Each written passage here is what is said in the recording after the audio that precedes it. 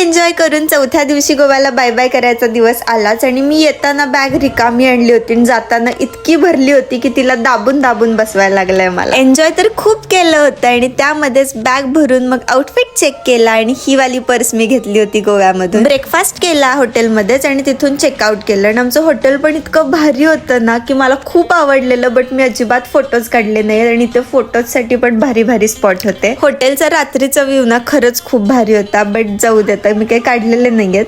तिथून मग एअरपोर्टला पोहोचलो आणि थोडा वेळ इथेच बसलो होतो फ्लाईटचा टाइम होऊपर्यंत आणि तिथे थोडंसं फिरलो आणि मग फ्लाईट मध्येही बसलो. यावेळी मला विंडो सीट भेटली होती त्याच्यामुळे खूप भारी कॅप्चर केलं मी आणि आम्ही टेक ऑफ करताना ना गोव्याचा खूप भारी व्ह्यू आला होता जो की तुम्ही बघू शकता. खरंच खूप सुंदर दिसतंय बीच आणि गोवा. हे 3-4 दिवस कसे गेले ना अजिबात समजलं नाही. फ्लाईटचा एक्सपिरियन्स पण खूपच भारी होता. रिटर्न आपल्या मेट्रोने मग घरी आलो. तर भेटूया नेक्स्ट व्लॉग मध्ये, तोपर्यंत बाय.